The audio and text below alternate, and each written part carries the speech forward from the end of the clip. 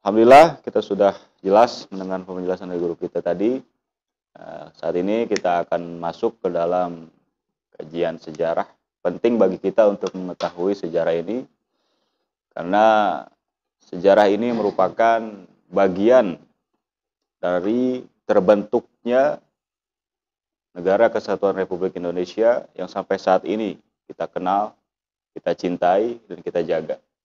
Tentunya kepada Abi, kami ingin sekali mendengar penjelasan sejarah tentang Konferensi Asia Afrika. Oleh karena itulah kepada Abi, kami mohon dijelaskan secara jelas runtutan sejarah tersebut agar kami bisa memahami pengetahuan tentang Konferensi Asia Afrika. Jadi gini saudara, kita lupakan dulu cerita si Yosef ya. Yang penting orang tos nyatakan musuh manehna. Dikerit. Kita masuk yang materi berikut. Ya. Ini tentang Konferensi Asia Afrika. Ada tiga ini barangkali, tiga aspek ya. Yang Abi ingin melihat. Pertama, aspek yang melatar belakangi diselenggarakannya Konferensi Asia Afrika. Mungkin nanti ujungnya sedikit Abi akan singgung dengan Konferensi Islam Asia Afrika. Itu yang kedua mengenai substansi isinya.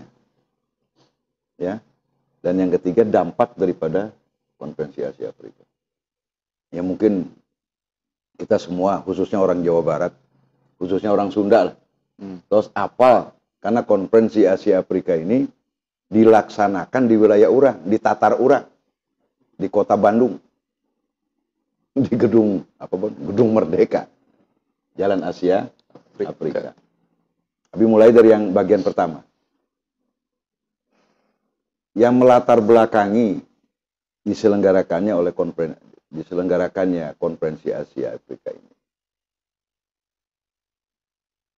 Perlu saudara ketahui bahwa Konferensi Asia Afrika ini sebuah pertemuan konferensi tingkat tinggi.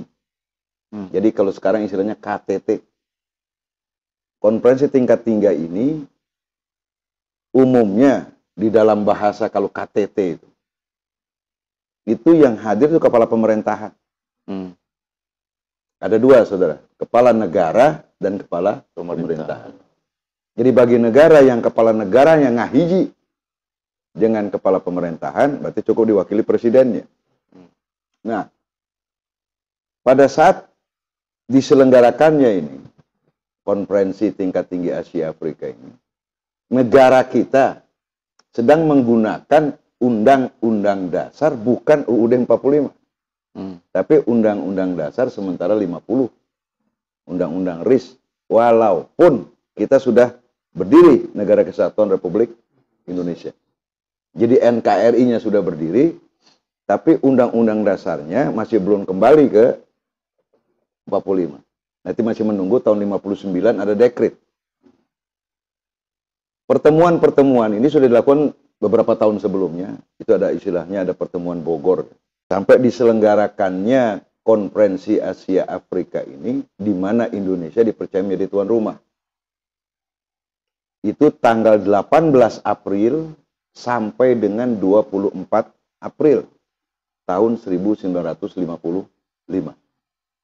Jadi tanggal berapa? 18 April sampai dengan 24. Jadi puncak peringatannya kalau diperingati pembukaannya berarti tanggal 18. Tapi kalau pembacaan deklarasinya itu tanggal 24 April.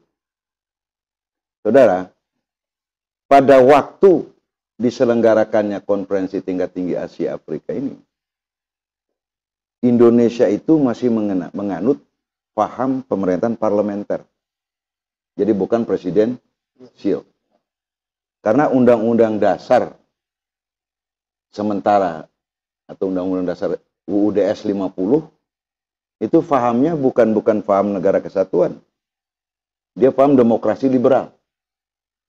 Maka di Indonesia ada institusi Perdana Menteri. Jadi ada presiden, Bung Karno, dan ada Perdana Menterinya. Nah, kepala pemerintahan ini Perdana Menteri yang disebut Prime Minister. Yang pada tahun 50-51, itu Pak Natsir Perdana Menteri dari Masungi. Terus sebelumnya ada Pak Wilopo dari PNI. Nah, pada waktu diselenggarakannya konferensi tingkat tinggi Asia Afrika ini, Perdana Menteri kita dari PNI. Itu Mr. Ali Sastroamidjojo. Kalau namanya Ali Islam bukan? Nah, ini orang Islam yang PNI. Paham ya? Ya, itu Islam nasionalis itu. Atau nasionalis Islam.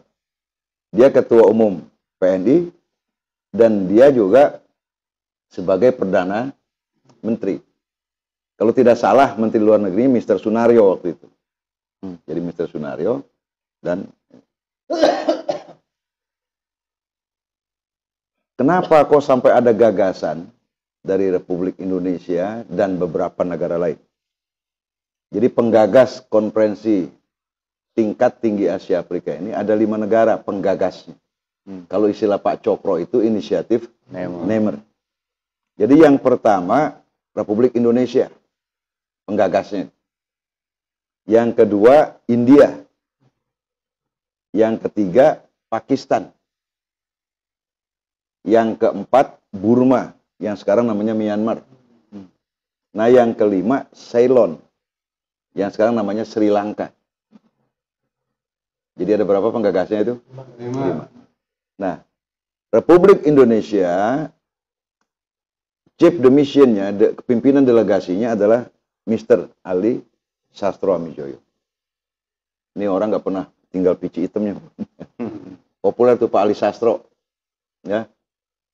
Kemudian yang kedua dari India, siapa namanya? Jawaharlal Nehru. Agak sulit nyebut namanya tuh. Pokoknya Jawaharlal. Pokoknya Nehru yang populer nama. Itu bapaknya Indira Gandhi. Perdana Menteri itu.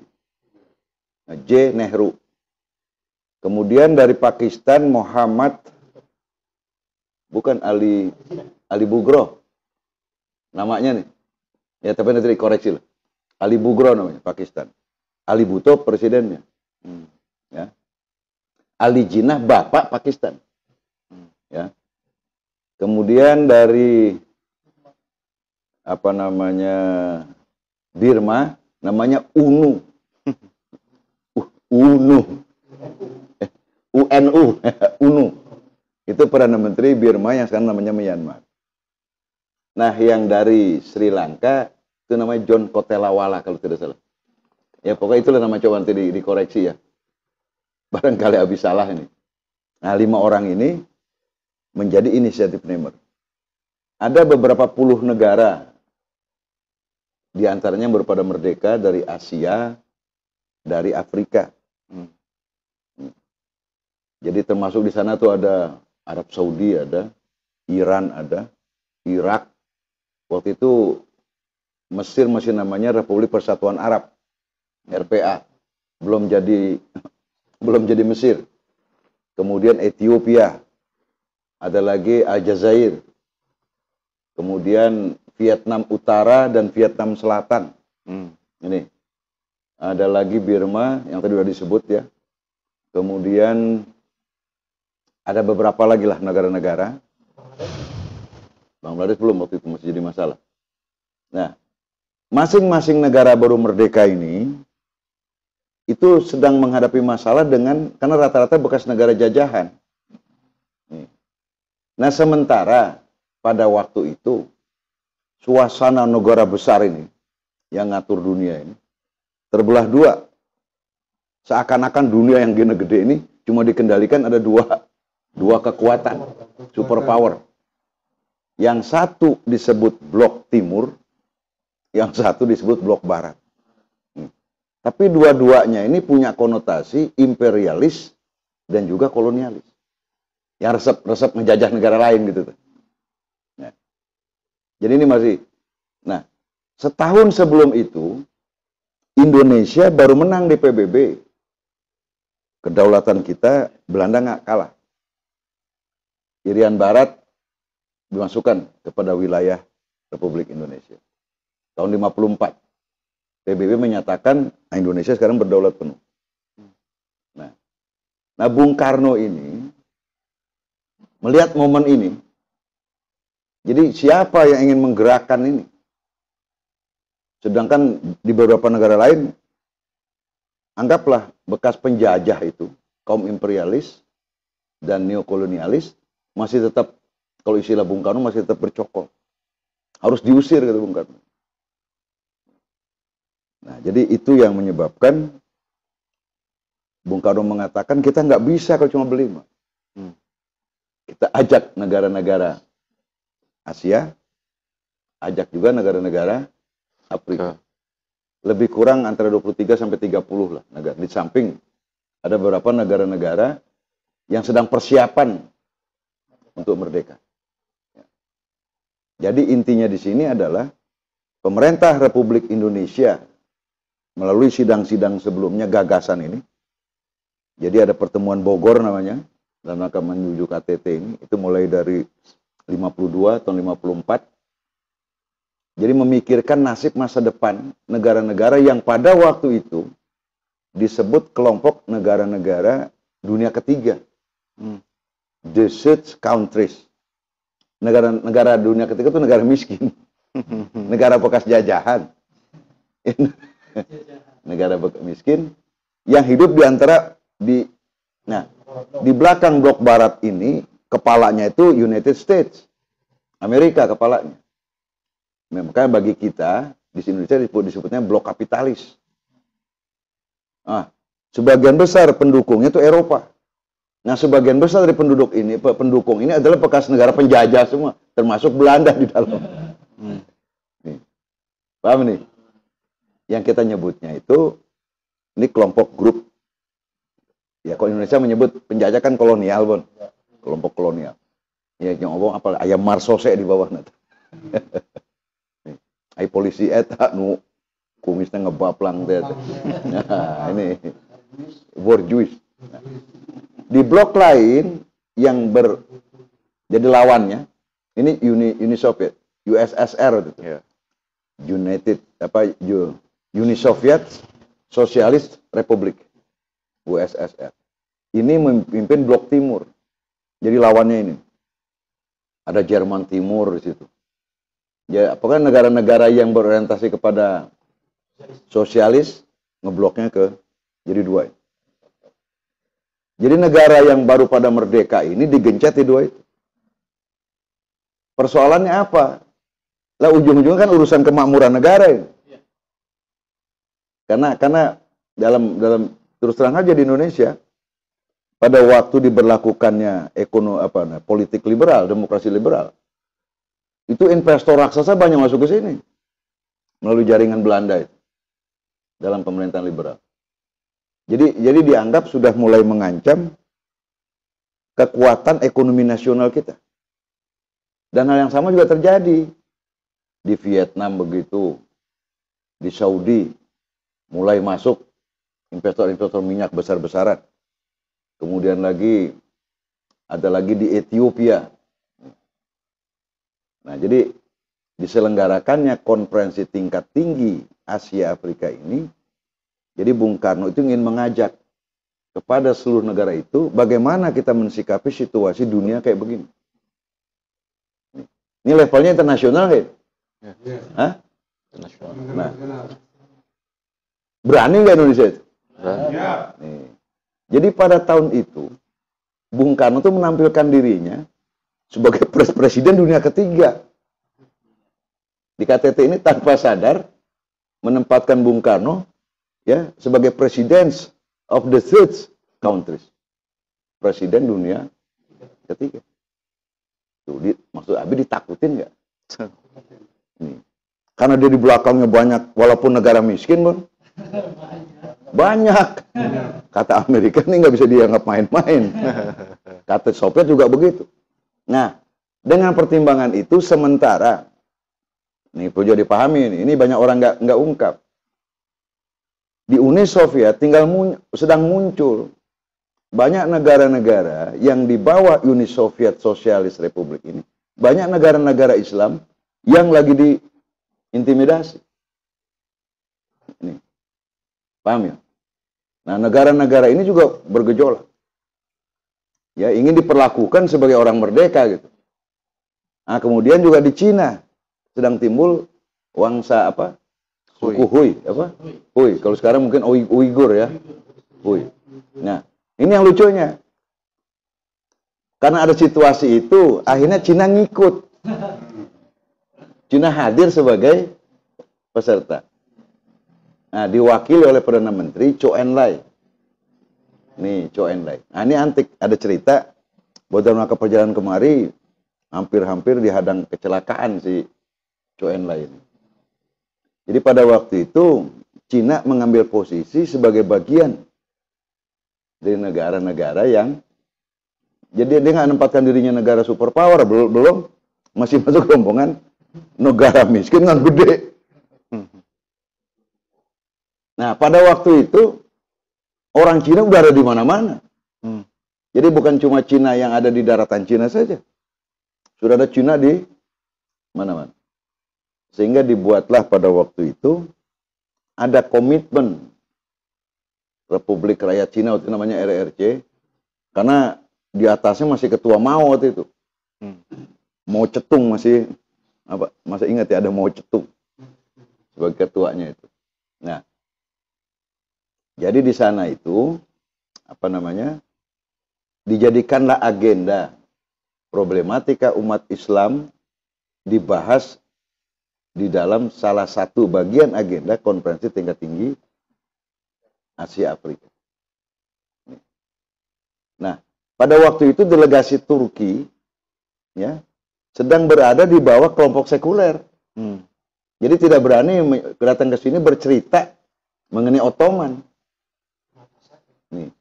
Jadi Atatürk Kemal Pasha, Mustafa Kemal Pasha. Jadi pemerintah Turki waktu itu sudah berubah menjadi republik. Nah, republik sekuler. Nah, ini lebih gila lagi, jadi ada persoalan juga umat Islam di Turki. Jadi artinya gini, azan nggak boleh pakai bahasa Arab. Nih, ya, negara tidak ngurusin agama. Jadi orang pergi haji dewek-dewek weh. Nih, Kemal Pasha. Itu Turki. Turki juga hadir dia sebagai anggota ini. Jadi artinya aneka macam persoalan, walaupun bukan konferensi tingkat tingginya negara-negara Islam khusus, tapi topik yang agak menonjol waktu itu adalah menyangkut Islam di kawasan Uni Soviet, Islam di wilayah Cina, dan sekularisasi di Turki. Nanti ya. Nah, ini yang dilihat oleh Bung Karno. Nah, di antara macam-macam, Nehru misalnya, kemudian UNU, kemudian lagi ada Jamal Abdel Nasser, kemudian dari Yugoslavia, Tito, Brest Tito.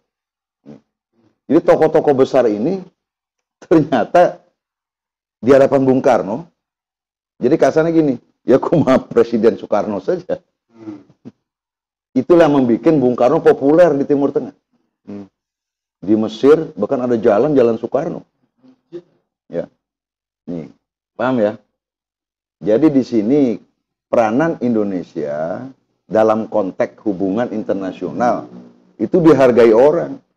Amerika yang nggak bisa ngecilkan kita, Soviet nggak bisa ngecilkan kita.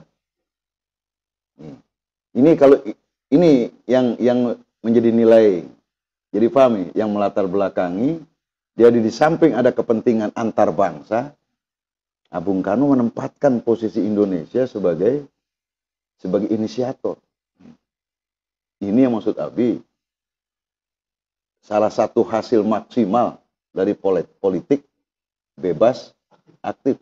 Nah, ini yang dimaksudkan oleh Pak Cokro itu, sesudah kita secara nasional kita merdeka, kita juga harus merdeka secara internasional.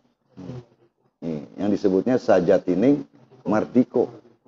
Jadi sejati-jatinya merdeka itu Indonesia yang mimpin. Jadi bukan ngurusin cuma Indonesia saja, juga harus peduli dengan nasib negara lain. Nih. Nah, yang jadi persoalan adalah kenapa kok pemimpin-pemimpinnya sama hebatnya juga kayak Nasser, ya, Kalau itu Iran masih kekaisaran. Shah Reza Pahlavi waktu itu. Irak masih kakeknya itu, Saddam Hussein. Itu masih Faruk gitu. Ya. Nah, tokoh-tokoh ini ternyata bisa diatur oleh Bung Karno. Enggak, maksud Abi dalam konteks ini. Ini anak didik Pak Cokro hebat nggak gitu maksud Abi? Hah? Ini alumni SI kan ya? Iya. Betul. Ya toh? Nah, jadi ngerti yang di sini nih? Ya. Jadi bagaimana memberikan pemahaman kepada negara bahwa kemerdekaan itu adalah hak segala bangsa. Ini yang pertama. Ya. Jadi yang keduanya, apa sih yang dibahas kan begitu? Tadi Abi udah singgung di awal. Yang jadi bahasan dalam KTT Asia Afrika ini, tanpa ada agenda sebelumnya. Jadi soal Islam di masing-masing negara yang tertekan jadi muncul. Nah, antiknya apa di sini? Kenapa dia ngomongnya di sini? Dianggap kita di sini, Islam lagi berkuasa, ini kan antik. Jadi Islam di Indonesia pada saat itu diartikan dalam posisi berdaulat. Itu hebatnya Bung Karno bisa membuat ya di dalam ini banyak persoalan-persoalan internal bisa dia tutup. Padahal di dalam negeri sedang bergejolak pada waktu itu. Nggak kalah ramainya dengan negara lain. Tapi ini alhamdulillah dengan adanya konferensi Asia Afrika, ya, itu yang pas saya liran heula. Istirahat dulu. Sama-sama nyambut datang tamu-tamu negara. Nih. Paham ya? Jadi apa namanya? Situasi perpolitikan di dalam negeri pada waktu itu juga nggak aman-aman. Lagi bukan main. Ya. Tapi ini lihat, masing-masing, nah ini orang Indonesia dengan ikatan Pancasila, ayeuna orang eureun heula. Kita lagi jadi punya hajat ya. Jadi hajat sararea. jadi sahibul bait kita waktu itu. Jadi yang lagi pada potong dalam negeri eureun heula, Bun. Ya. Menyambut tamu-tamu dulu. Ini antiknya, ini makanya Abi bilang ini poin keduanya. Nah, di samping ada persoalan Muslim tadi, terutama di kawasan di bawah tekanan Uni Soviet dan juga di bawah tekanan Republik Rakyat Cina, itu dibawa ke dalam sidang ini. Nah, juga muncul pada waktu itu ribut antara India dengan Pakistan soal Kashmir. Nih, soal Kashmir. Jadi Pakistan mengklaim, ya, kalau nggak salah waktu itu ada Kashmir sama satu yang lain Punjab kalau tidak salah, Punjabi, ya, Jammu Kashmir. Jadi dua, ini sedang masalah sengketa, cek orang mau sengketa lahan, nah, perbatasan. Yang satu kaplingannya ingin ditarik ke Pakistan, hiji orang ditarik ke India. Nah, ini juga materi yang nah, sehingga satu kesimpulan nanti itu masing-masing negara itu diminta untuk menyelesaikan itu. Ini poin. Jadi substansinya Indonesia itu ingin mengajak kepada negara-negara ini. Kalau kita ingin menghadapi dua blok besar tadi, blok timur dan blok barat, nah, urusan dalam negeri kita beresin dulu. Itu. Nah. Nih, ini muncul nanti. Coba, Abi udah ada rada kurang ini nih. Muncullah kemudian kesepakatan oleh semua kepala pemerintahan yang hadir, ya, kesepakatan bersama yang populer dengan nama Deklarasi Dasar-Sila Bandung. Coba ada ini, yuk. Dasar-Sila. Baca. 10-10-nya baca. Dasar-Sila Bandung. Isi dari Dasar-Sila Bandung. pertama, menghormati hak-hak dasar manusia dan tujuan-tujuan serta asas-asas yang termuat di dalam Piagam PBB, yaitu Perserikatan Bangsa-Bangsa. 2. Menghormati kedaulatan dan integritas teritorial semua bangsa. Yang ketiga, mengakui persamaan semua suku bangsa dan persamaan semua bangsa, besar maupun kecil. Yang keempat, tidak melakukan intervensi atau campur tangan dalam soal-soal dalam negeri lain. Yang kelima, menghormati hak-hak setiap bangsa untuk mempertahankan diri secara individual atau kolektif yang sesuai dengan Piagam PBB. Yang keenam, tidak menggunakan peraturan-peraturan dari pertahanan kolektif untuk bertindak bagi kepentingan khusus dari salah satu negara besar dan tidak melakukan tindakan negara lain. Yang ketujuh, tidak melakukan tindakan-tindakan atau tindakan ancaman atau pengelolaan kekerasan terhadap integritas wilayah kemerdekaan politik negara. Yang kedelapan, menyelesaikan segala perselisihan internasional dengan jalan damai seperti perundingan, persetujuan, arbitrasi, atau penyelesaian masalah hukum atau cara damai lain menurut pihak-pihak yang sesuai dengan Piagam PBB. Yang 9, memajukan kepentingan bersama dan kerjasama. 10, menghormati hukum dan kewajiban-kewajiban internasional. Nah, itu yang ke-10 namanya dasar sila. Nih, jadi ini yang kasih nama siapa itu? Bung Karno. Dia buat gitu Bung Karno jago. Berdasarkan inspirasi Ari Urang punya Pancasila, Panca kali 2 dasar. Ari Panca 5, nah Ari dasar 10. Nah, itu makanya disebut ada Bandung Principles namanya. Jadi deklarasi. Nah, ini yang mengikat kepada seluruh negara-negara di Asia dan Afrika untuk dalam praktek masing-masing ya. Tidak menggunakan kekuatan militer untuk mengatasi persoalan-persoalan di dalam negeri ataupun antar negara. Jadi lebih mengedepankan musyawarah dan perdamaian. Nah, ini yang dikatakan bagian daripada visi misi negara kita dalam rangka membangun hubungan politik luar negeri yang bebas aktif. Ya.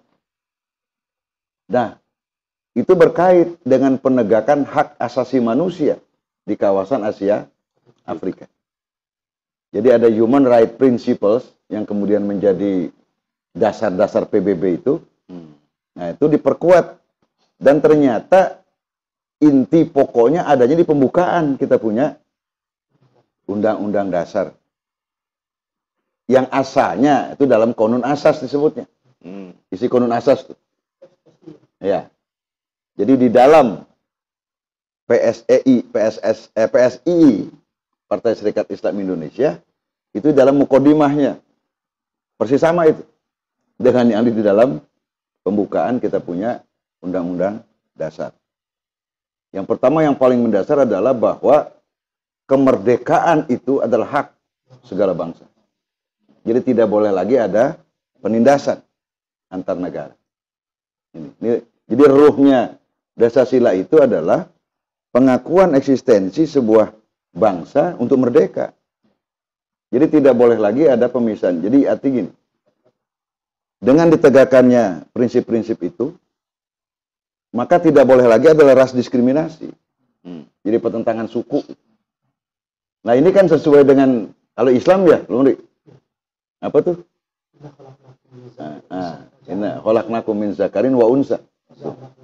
Tuh, jadi artinya, jadi dasar-dasar yang dipergunakan menjadi landasan dasar sila Bandung itu sama dengan dipergunakan dasar dari Pancasila. Bahwa suku-suku bangsa itu given. Jadi ada suku dalam negara kita kan macam-macam nih. Nah, mulai dari ada Sunda, Bugis, Jawa, Ambon, Papua, segala macam. Nah ini kan kebinekaan ini. Jadi kalau begitu, bisa nggak kita mengatakan bahwa landasan kebinekaan adalah Islam? Ya. Ayat. Ya. Surah apa tuh? Hujurat apa ya? Ya. Ayat Hujurat. Nah ini. Nah dikembangkan ini menjadi dasar-dasar ya hubungan baik antar negara di kawasan Asia Afrika. Jadi kalau orang tanya peran Islam dalam peradaban manusia, dalam hubungan kemanusiaan, sumbangannya gede nggak? Besar. Sangat besar. Jadi ras diskriminasi ditiadakan, orang tidak boleh dipaksa dalam urusan beragama, antar suku tidak boleh. Nah ini yang justru kebinekaan ini, ya, walaupun belum ini di Indonesia dianggap sudah tuntas. Nah di negara lain belum tuntas. Seperti misalnya Uighur masih muncul jadi masalah di Cina, walaupun ditutup-tutupi. Yang dulu Hui.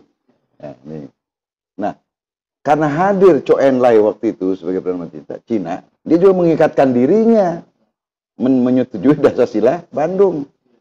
Jadi harusnya dia nggak tekan itu Uighur. Paham ini? Begitu juga Uni Soviet. Nah, resikonya tinggi waktu Uni Soviet. Belah negaranya akhirnya. Jadi yang tadinya negara gede gitu kan, belah.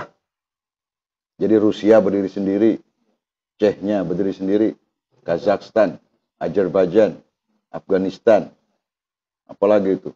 Sebenarnya Uighur ingin masuk ke itu tadinya. Apa namanya? Turkmenistan atau apa ya? Yang kaitannya dengan ujung Turki itu. Ya. Nah ini. Nah ini. Jadi artinya nilai-nilai Dasar Bandung ini menguatkan prinsip-prinsip HAM yang ditegakkan pada waktu mendirikan PBB. Kan ada International Human Rights. Nah, akhirnya antara PBB dengan KTT ini ya dianggap oleh PBB itu hasil konferensi tingkat tinggi Asia Afrika ini menguatkan peran dari Perserikatan Bangsa-Bangsa. Nah, Dasar itu, nah ini kembali kepada si goblok tadi nih. Jadi si Yosef tadi melanggar Dasar. Di samping bagi kita pribadi nasional Indonesia, dia melanggar Pancasila. Dalam konteks Asia Afrika, dia melanggar Dasar. Yang bapak moyangnya di Cina juga menyetujui itu. Tuh, jadi artinya udah nggak ada yang bisa bela dia. Lah Cina aja kayak ngajarin begitu, Chou En-lai. Itu bapak moyangnya komunis dia. PKC. Nih, paham ya? Jadi nilai-nilai yang kedua Bim ngomong ini, kaitannya dengan Dasar ini, itu mendasar sekali dalam konteks hubungan. Nih, dengan negara-negara Afrika, sehingga Cina mengikatkan dirinya. Walaupun di antara negara Asia paling gede dia. Karena penduduknya, Bun. Kan Cina, India, ini yang baru Indonesia belakangan. Jadi dulu itu Cina, ya, Rusia, Amerika Serikat, nah, India. Nah, kita ngikut di ujungnya dulu tuh. Nah, jadi 5 kelompok negara itu yang menguasai penduduk yang ada di dunia. Nah, dalam konteks itulah kemudian pemerintah Cina dalam forum KTT menyatakan bahwa semua Cina keturunan dia harus loyal pada pemerintah di mana dia tinggal. Cina Indonesia misalnya, loyalnya harus kepada Republik Indonesia, bukan kepada Cina, bukan ke kampung halamannya, bukan ke asal muasal kakek moyangnya, bukan ke Tiongkok gitu. Harus itu keputusan itu ditandatangani oleh pemerintah Cina, oleh Chou En-lai itu. Misalnya ada Cina di Malaysia, nah dia harus taat kepada pemerintah. Ya nanti ngomong sebentar. Ini poin keduanya, ya. Sampai di sini? Ya, silakan, Bang. Ya. Jangan lebih terusin lagi. Ada mau? Barangkali ada yang mau ini? Melihat daripada pointer-pointer itu mengikat ya. Mengikat untuk seluruh bangsa untuk mentaati Pancasila itu. Nah, hal yang pertama yang saya tanyakan, yang bisa mengikat atas dasar apa itu bisa mengikat. Yang kedua, kalau kita berbanding dengan negara barat dan timur, misalnya ada Fakta Warsawa, ada NATO, ya. Nah, mereka untuk istilahnya memperkuat statement atau poin-poin itu ada angkatan militernya, Bu. Kalau saya itu bisa artinya setiap warga negara atau bangsa di seluruh dunia yang terikat dengan traktat tersebut atau perjanjian tersebut itu bisa dilindungi, dan perlindungan ini membutuhkan militer, Bu. Yang militer itu justru mungkin dari berbagai negara. Pada saat itu yang saya tanyakan, sehingga mereka bisa melihat adakah kelompok militer yang ketika ada permasalahan suatu daerah di suatu negeri, ya, sehingga mereka taat tuh, mereka bisa intervensi misalnya. Yang bentuk yang mengawal daripada Pancasila itu ada enggak? Atau apakah ada inisiatif untuk membangun itu seperti NATO atau Fakta Warsawa? Ya. Itu. Nah, dalam konteks Dasar-Sila Bandung ini justru peran militer dieliminasi. Jadi tidak boleh mengatasi masalah dengan kekuatan militer. Artinya apa? Dasar-Sila ini tidak mengarah kepada munculnya fakta militer. Seperti misalnya ada NATO, ada Fakta Warsawa dan sebagainya. Itu blok timur dulu di Warsawa. Nih. Kemudian yang blok barat itu di NATO, Atlantik Utara. Nah, KTT tidak merekomendasikan itu. Karena apa? Ingin mengedepankan bukan kekuatan militer. Yang pada akhirnya inilah yang melahirkan munculnya Dewan Keamanan PBB. Jadi blok barat, blok timur, blok ini. Tiga ini. Karena apa?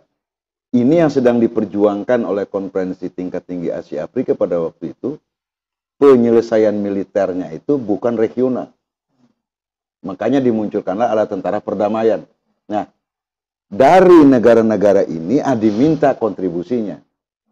Itulah makanya di awal-awal misalnya kacau di Kongo, Indonesia dikirim. Siliwangi dikirim. Sebagai tentara perdamaian. Nah, sebenarnya, jadi pada waktu itu, Bung Karno ingin bikin anti klimaks. Karena kalau pertarungan militer, apa sih eleh orang. Itu kelihatan. Jadi maka dia bikin usulan supaya negara-negara yang kekuatannya ini, lu kurangi kekuatan militer ini, supaya tingkat perang di regional. Nah, ini nanti pada poin ketiga Abi akan bahas ini. Jadi intinya adalah tidak ada rekomendasi membuat fakta militer bersama dari KTT Asia Afrika. Nah, yang ditekankan ini. Ya, kerjasama pembangunan ekonomi dan kebudayaan. Kenapa kok itu yang dikedepankan? Karena pada waktu itu 80% penduduk di negara Asia Afrika ini masuk kategori kelompok miskin. Itu. Jadi kata Bung Karno, kalau kita mikirin senjata ini, hari pala babuteng kok. Pala baprut gimana? Nah, ekonomi jadinya ya. Nah, tapi nanti ada cerita ininya nih, lanjutannya. Karena ada itu, maka mulai ada eksploitasi minyak besar-besaran di Timur Tengah itu. Ini kan negara Timur Tengah sebagian besar ikut di KTT. Nah, ini yang melihat. Makanya ada waktu itu gagasan mengeliminasi peran militer dalam menyelesaikan konflik antar negara, termasuk ya negara kawasan, misalnya kayak India dengan Pakistan, ya, kemudian Vietnam Utara dengan Vietnam Selatan, jadi negara sekawasan gitu.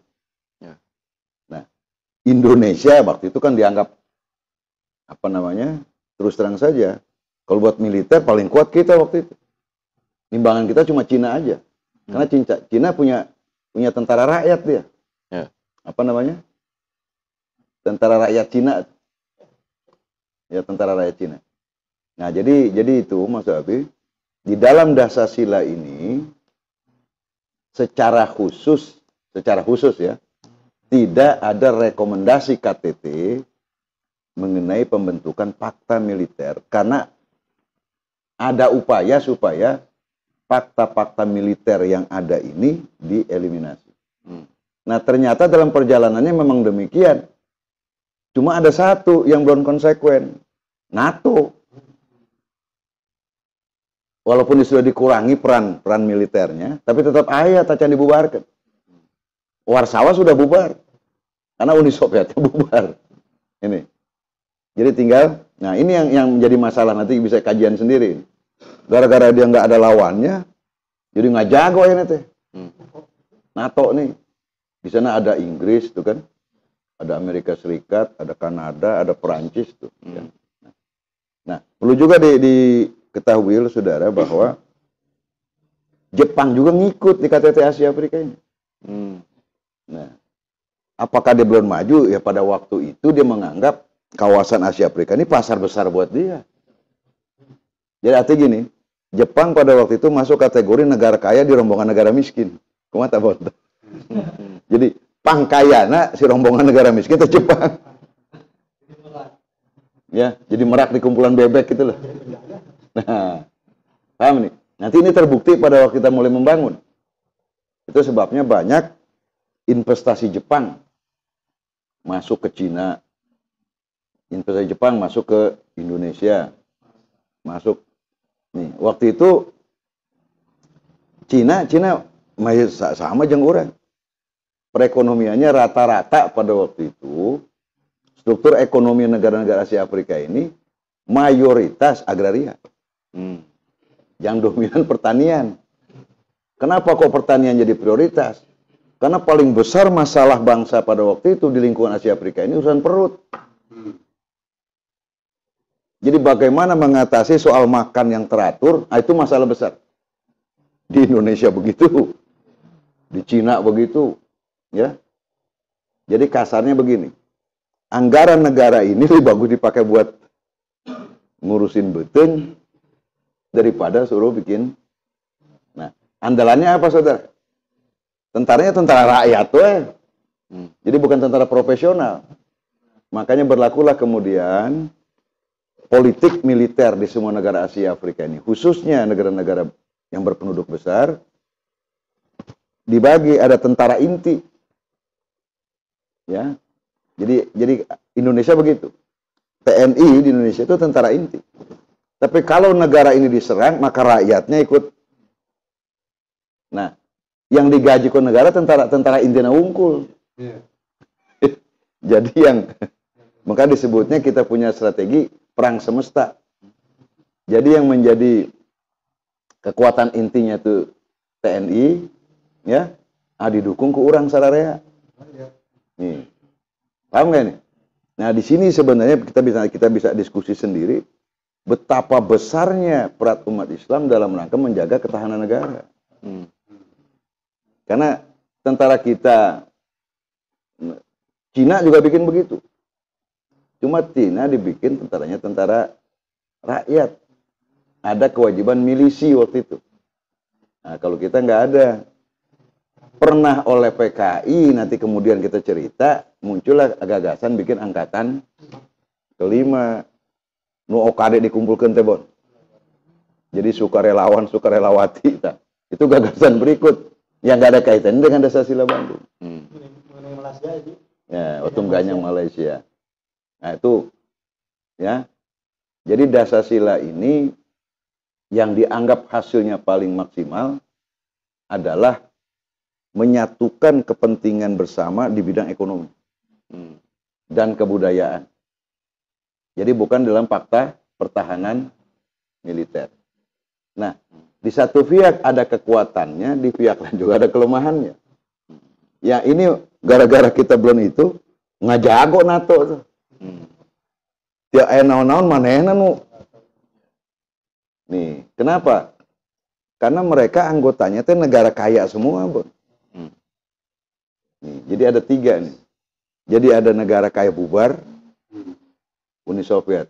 Nah, ternyata baru ketahuan anggota Uni Soviet itu mayoritasnya negara miskin. Nih. Nah, tapi kemudian dalam perkembangan ada ini baru ya. Ternyata 3/4 dari negara Uni Soviet itu semuanya berdiri menjadi negara Islam. Ada Chechnya yang paling yang paling serius tuh. Ada siapa Ramdan siapa presidennya sekarang itu? Ya. Ya, Ramdan ya. Yes. Kemudian dan ini semua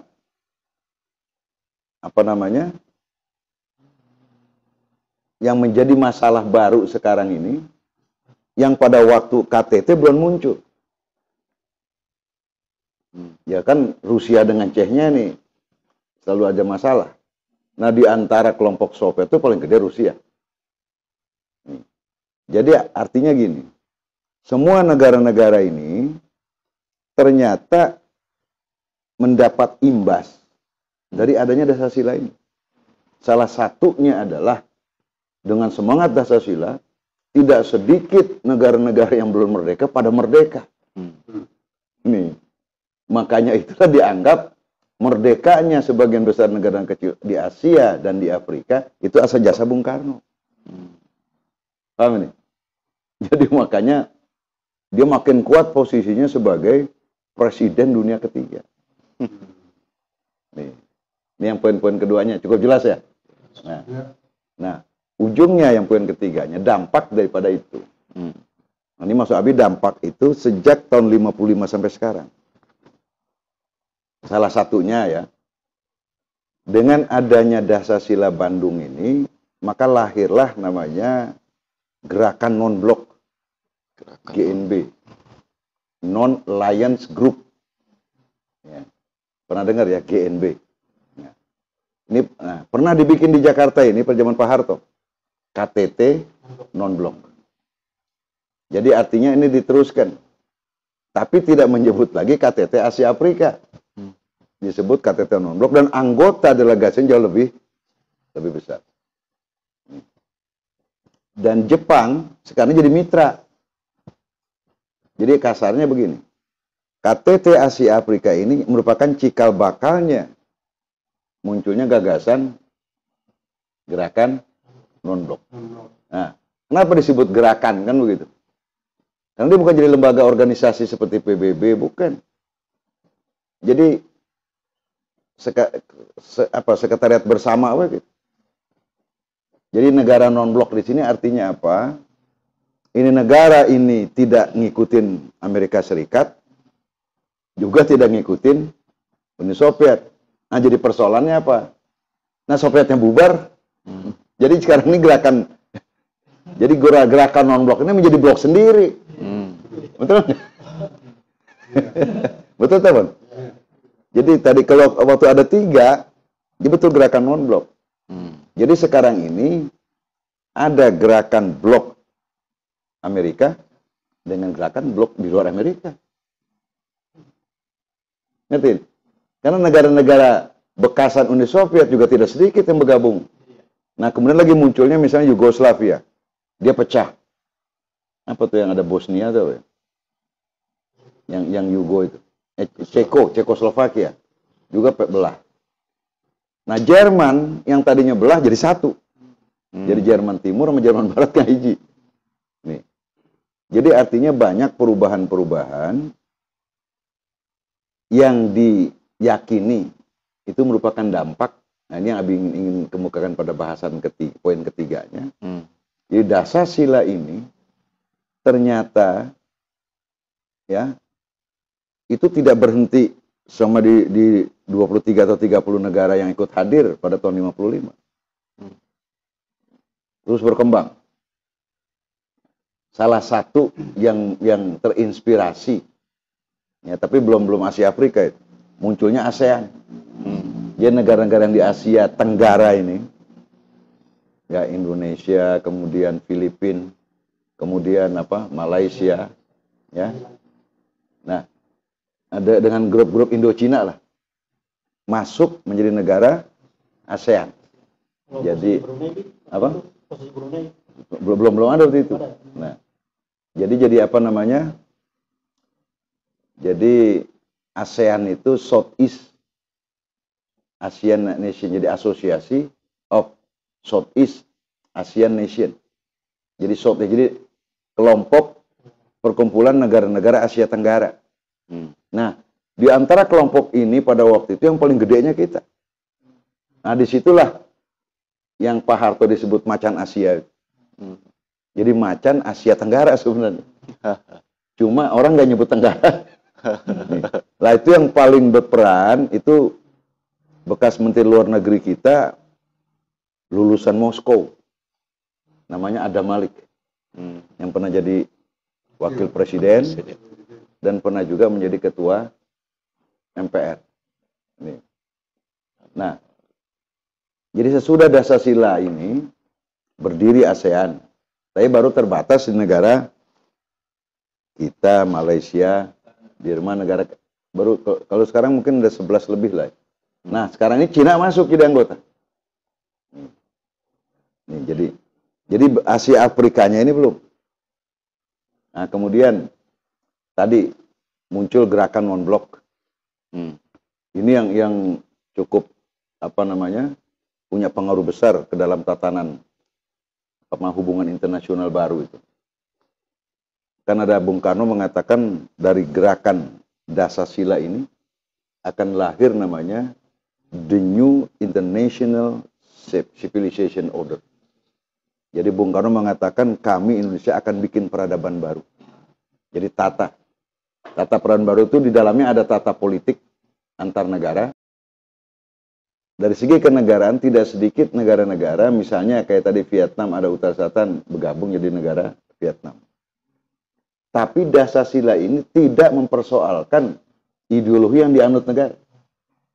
Jadi yang komunis angger komunis, ya, yang sekuler, dan bahkan ada yang antik dulu ikut hadir, ya pada waktu ini pengamat itu persiapan negara Kalimantan Utara.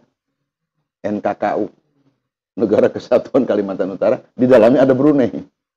Nah, pada waktu zaman Bung Karno berkuasa itu, ini waktu itu ada laporan intelijen mengatakan ternyata di belakang NKKU itu dari kita. Makanya Menteri Luar Negerinya namanya Haji Mangol waktu itu. Ya, Haji Mangol. Itu katanya didikan sih. Kemudian Perdana Menterinya Azhari namanya. Dididiknya di dia. Nah, diperkarakan oleh Malaysia.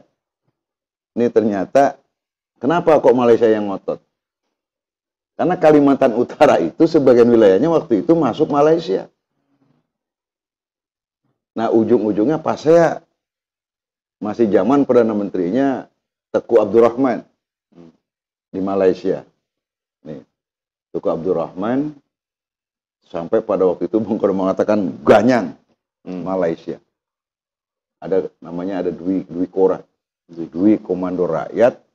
Nah, zaman itu ternyata kita operasi intelijen menunjukkan itu dikomporin PKI belakangnya.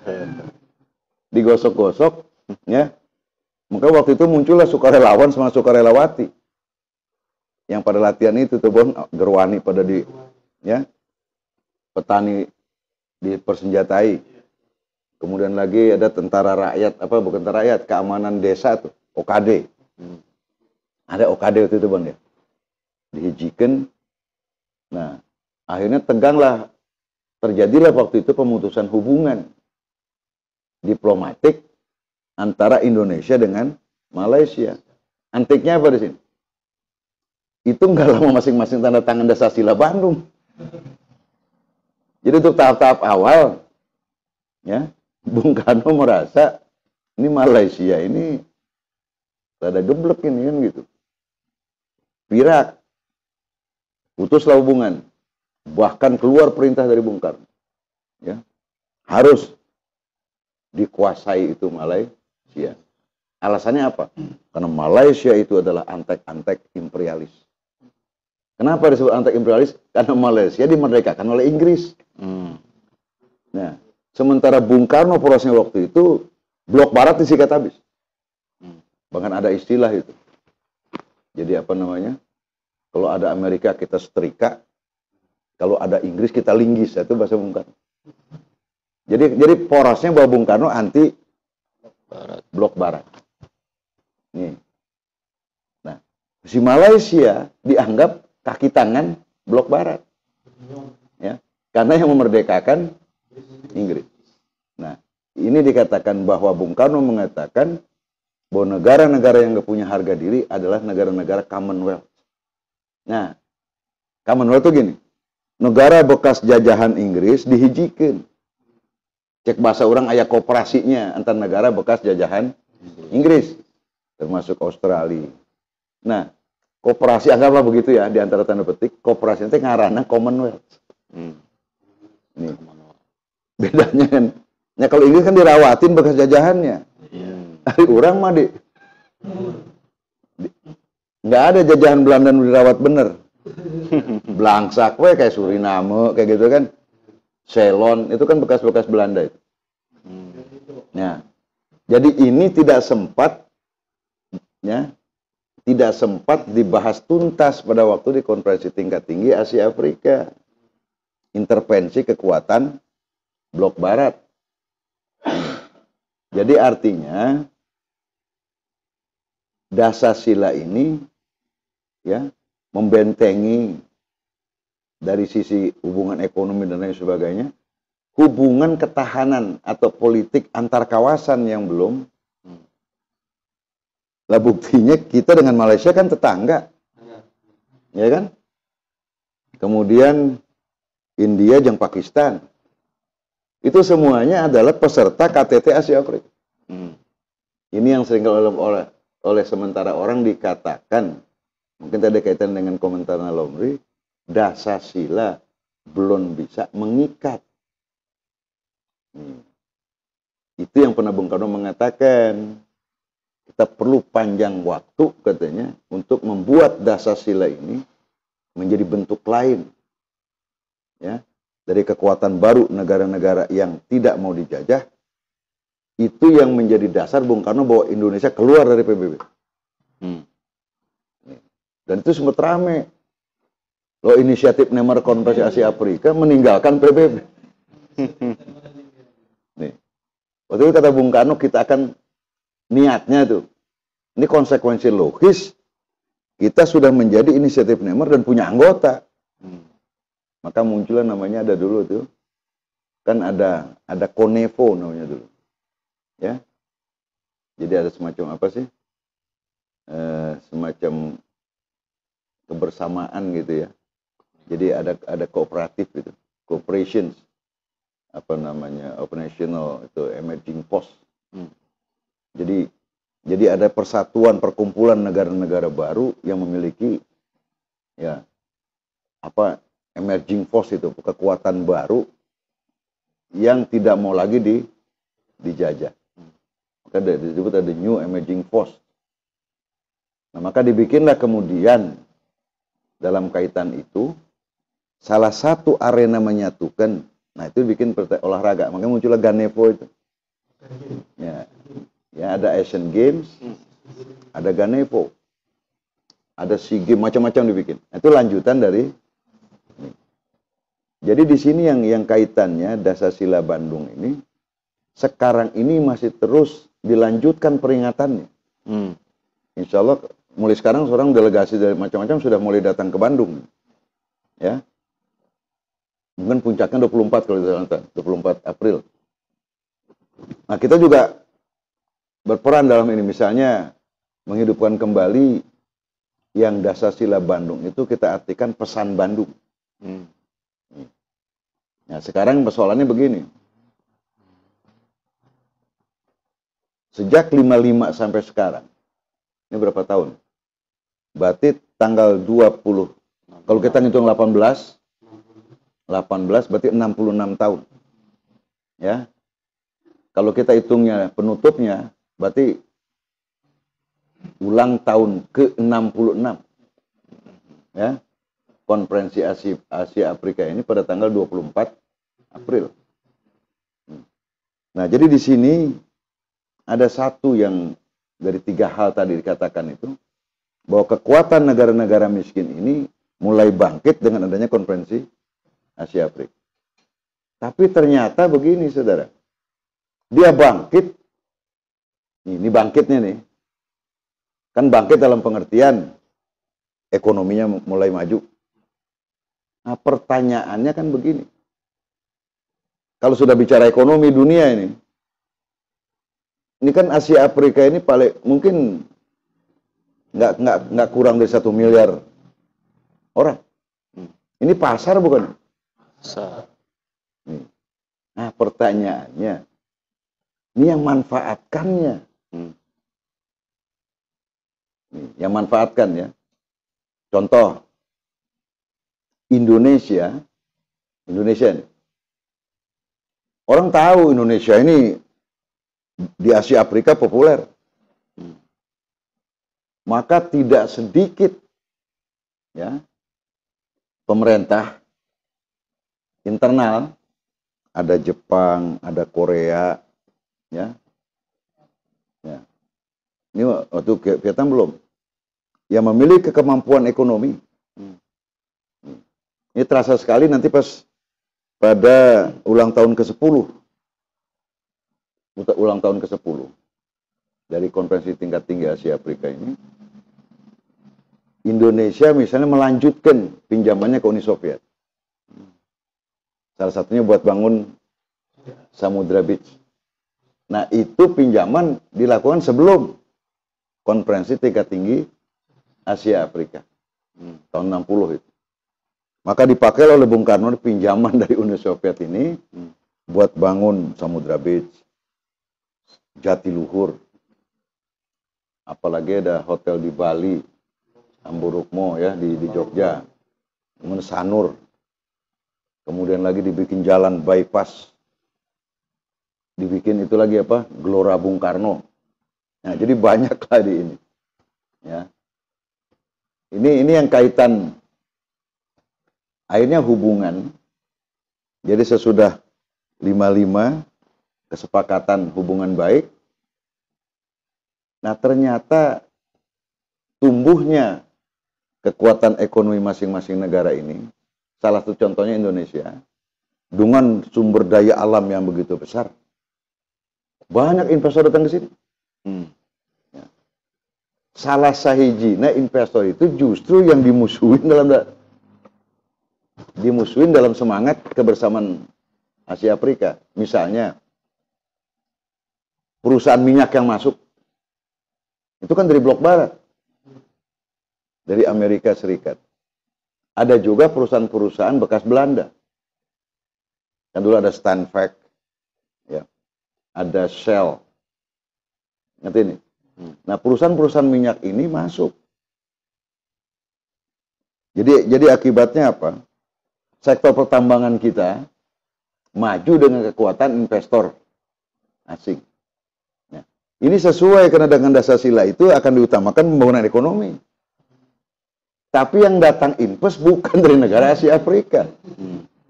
Paham ini? Amerika invest di Saudi Arabia. Tapi tetap saja Bung Karno mengatakan itu kebaikan dari Dasar-Sila. Kenapa? Ini hubungan sesama negara miskin kan belum bisa. Nah, kemampuannya kemudian tumbuh. Jepang. Makanya pada waktu itu Jepang prioritaskan investasi luar negerinya ke sini. Karena waktu zaman Belanda dulu, zaman Belanda itu, contoh ya, yang punya kulkas itu nggak semua orang. Ya, kulkas. Kalau sekarang kan ambak-ambakan.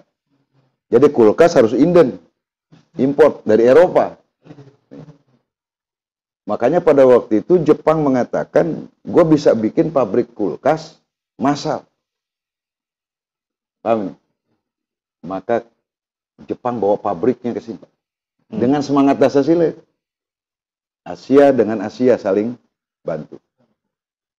Ini kaitannya dengan peran Jepang pada waktu dia masuk ke sini sebagai saudara tua. Dipindahkanlah pabrik itu. Nah, ini aksinya justru di awal Orde Baru. Jadi jadi kasarnya gini, sejak 55 sampai 65 ini, itu belum ada besar-besaran investasi itu. Perekonomian kita tetap di Indonesia ini yang paling dominan kalau industri ya masih industri kecil semua. Karena 70% penghasilan negeri kita waktu itu sektor pertanian. Pertanian, perkebunan. Contoh yang paling dominan misalnya ekspor teh, ekspor karet, itu kita dominan. Ekspor rempah-rempah yang masih belum diolah. Nih. Dan kepemilikannya masih join. Ya. Ada misalnya perusahaan yang kita nasionalisir. Kita nggak bisa ngelolanya. Nah, kalau teh itu dari Belanda kita teruskan. Kemudian karet. Jadi waktu itu karet ini bukan main. Jadi tulang punggung. Pertanian masih cukup buat makan. Jadi kita tumbuh perekonomian berbasis sektor agraris. Hampir semua Asia Afrika dasarnya itu. Misalnya Afrika, mayoritas basisnya pertambangan. Ada pertambangan emas, pertambangan minyak, nikel. Nih. Jadi artinya bumi Asia Afrika ini begitu kaya. Tapi pertama nggak ada teknologi buat ngolahnya, nggak ada modal buat ngolahnya. Nih. Ini yang belum bisa diatasi oleh Asia Afrika sendiri. Akhirnya apa? Terpaksa kita membuka diri. Nah, dalam membuka diri inilah muncul lagi dua ini. Satu ada investor blok barat, investor blok timur. Jadi misalnya gini, pertambangan emas besar-besaran di Afrika. Nah, itu yang ngelola bukan orang Afrika. Minyak kita Amerika yang ngolah. Nah, kemudian tadi di sela-sela ini investor yang udah majuan duluan lah dari sesama negara Asia Afrika ini melihat khususnya Jepang, Indonesia ini rakyatnya banyak. Ya, pasar. Ngerti ini? Maka dia kirim pertama ada namanya sektor industrinya itu, sektor industri pengganti import namanya. Import substitution industry. Ya, contohnya kalau tadi kulkas harus import, ayeuna dipindahkan pabrik kulkasnya ka dieu. Ya. Kemudian pabrik radio. Ya. Itu populer tuh. Awalnya tuh PSI punya National Gobel. Ya. Yang kemudian jadi Panasonic kalau tidak salah sininya ya. Dulu tokoh SI Gobel, Thoyib Gobel, itu salah satu investor jadi buka hubungan. Makanya orang curigai, dianggap PSI ini kaki tangannya Jepang. Thoyib Gobel itu elektronik ya dominan di awal-awal Orde Baru itu. Dulu namanya radio cawang asalnya pun. Ya radio yang berapa ban tuh, ya. Yang 2 ban. Nih. Artinya apa? Peluang pasar yang dihasilkan dengan adanya kesepakatan bahwa negara-negara Asia Afrika ini mengutamakan pembangunan ekonomi dan kebudayaan, memang ada manfaatnya untuk mereka yang bisa melakukan investasi dan sudah agak maju teknologinya. Siapa di antaranya? Jepang. Jepang memanfaatkan Indonesia untuk perluasan pasar. Jadi bukan mobilnya dikirim sini, pabrik mobilnya dibawa ke sini. Nih. Nah, ini baru bisa jalan 10 tahun sesudah konferensi tingkat tinggi Asia Afrika. Ya mungkin kalau gampang kita ngomong di awal Orde Baru. Sehingga orang mengatakan itu juga manfaat dari Dasar-Sila Bandung. Pasar terbuka. Jadi dibuatlah kemudahan investasi di sini. investasi di Malaysia, itu Inggris yang kuasai. Nah, Jepang dominasi. Akhirnya untuk blok pertambangan, ekonomi juga ini semua dimasukkan ke dalam sektor ya basis. Jadi kita baru dalam struktur perekonomian itu kita kelompok dasar ini. Jadi masih belum jauh-jauh agraria itu agraria mining, jadi basisnya belum industri. Ya. Jadi yang ada kaitan dengan tanah pertambangan, ya kan? Pertanian. Nih, masih dan belum ngolah sendiri. Nah, masuklah pasar ini. Mulai hampir semua yang selama ini kita nggak pernah punya, orang-orang Indonesia dia tidak pernah punya kulkas sebelumnya. Jadi sekarang kulkas buatan Jepang itu bisa ngalahin kulkas buatan Eropa. Walaupun kualitas awal masuk yang masih belum kayak sekarang. Mobil, pabrik mobil masuk ke dia. Jadi sampai ada Mazda kotak teh, teman. Mobil-mobilan teh ya. Nih. Akhirnya pasar Indonesia ini dengan tadi bahwa negara-negara Asia Afrika ini mengutamakan kerjasama pembangunan di bidang ekonomi dan kebudayaan. Nah, betul-betul berjalan ini. Cuma pertanyaannya, yang kita modalnya sumber daya, alam.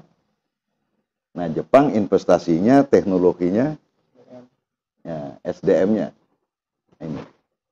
Begitu juga ke Afrika begitu. Jadi akibatnya apa? Kekuatan ekonomi asing ya lebih dominan. Ambil contoh. Ini perlu dipahami betul nih kaitan. Pada waktu kita menyelenggarakan konferensi tingkat tinggi Asia Afrika itu, yang namanya industri batik itu jadi kebanggaan. Itu dikoordinir oleh organisasi Islam bergabung di situ. Namanya GKBI. Gabungan Koperasi Batik Indonesia, dan 80% pengusaha GKBI itu adalah orang Masumi. Rata-rata tuh. Jadi SI, Masumi, bahkan juragan batik, ya, asosiasinya itu SDI, Serikat Dagang Islam. Jadi kebanggaan umat Islam itu namanya GKBI, Gabungan Koperasi Batik. Jadi tidak sedikit orang bekerja di sektor itu, di kampung-kampung tuh. Yang lain-lain belum yang dibanggakan apa? Nah, kalau bikin perahu buat nelayan memang sudah ahlinya dari dulu. Bertani apa segala macam. Tapi yang betul-betul menjadi sumber penerimaan negara yang utama, itu masih sektor apa? Sektor dasar ya, pertambangan. Akibatnya apa? Perekonomian kita ini didomin oleh sektor migas, minyak dan gas bumi. Nah, persoalannya sumbangan migas ke dalam APBN kita, ke dalam gross national product kita, itu dominan. Cuma pertanyaannya, pemiliknya siapa itu? Nih. Hak bawahnya tanahnya orang Nupoga, investornya dari luar. Nah, inilah yang kemudian terjadi namanya capital flight. Kira-kira, Lomri, itu investor bawa pulang duitnya nggak keuntungannya tiap tahun ke negerinya? Hah? Iya kan? Nah, kita dibagi memang bagian kita, kita yang punya tanah, nah Bon.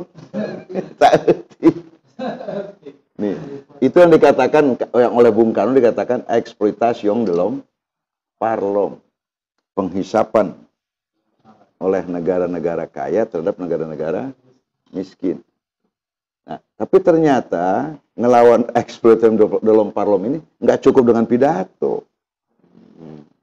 Kita harus punya kemampuan investasi, menguasai teknologi, SDM yang kuat. Ah, itu yang kita belum punya. Nah, persoalannya kelamaan, asik. Nah, paham ya? Jadi artinya Dasar Sila yang mengedepankan hubungan kemanusiaan, hubungan ekonomi, hubungan kebudayaan ini. Ya. Memang betul memberikan manfaat tumbuhnya Jepang. Nih. Ya.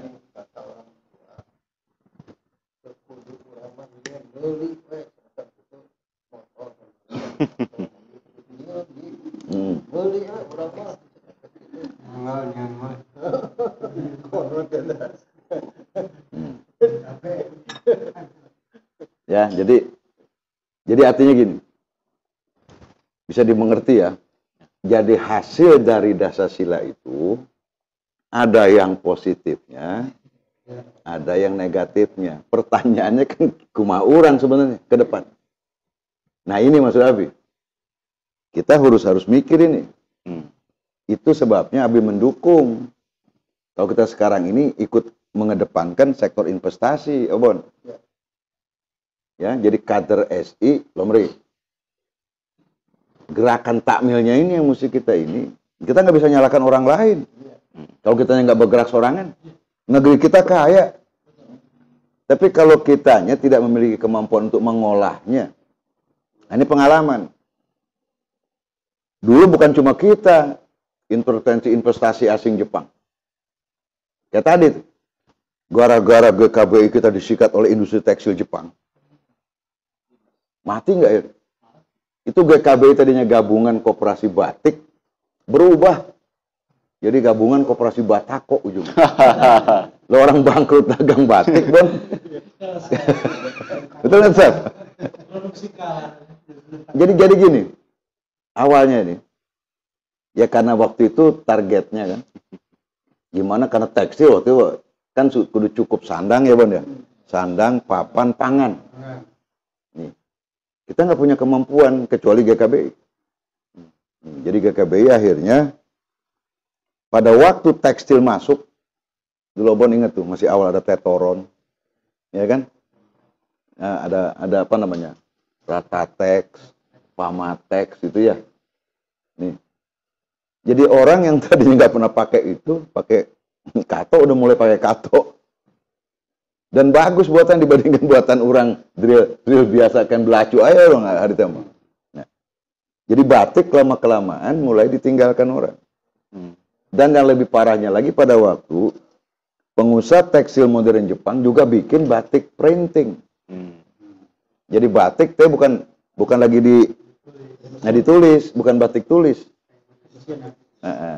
Jadi langsung dicetak gitu ya, printing. Nah, jadi kalau biasanya kita punya batik asli kita tuh memang mahal. Orang berkait dengan budaya orang, terus ratusan tahun umurnya teh batik tulis. Manual dia. Manual. Harganya mahal memang. Mahal harganya. Ngan satu lembar teh bisa 3 bulan. Lama. Jadi udah lama ngajian, siapa yang mau beli? Harganya mahal. Nah, Jepang diizinkan bikin tekstil motif batik namanya. Itu awal-awal tahun 60-an tuh. Nah, ya. Nah, lama-kelamaan pusat perdagangan batik ini bukan lagi di Solo Pekalongan, pindah ke Tanah Abang. Walaupun di pinggirnya itu ditulis, ya, ini bukan batik asli. Ditulis, hari orang belanja kapan ningali etana.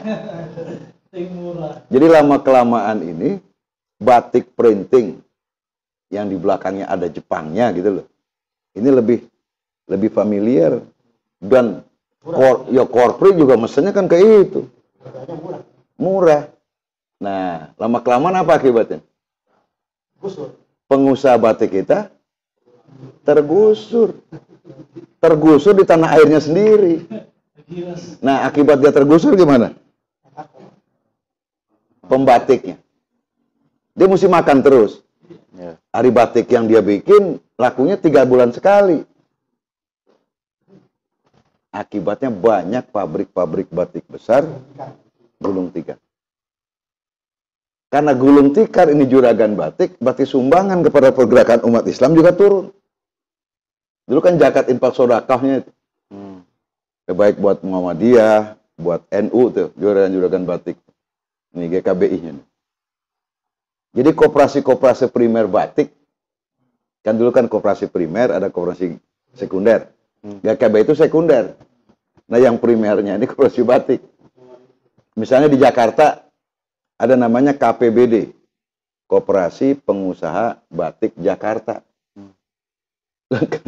Karena nggak kuat bersaing, dulu kantornya yang sekarang di Budaya bilang sekarang di komplek itu bang, Arta Geraha itu, di SCBD.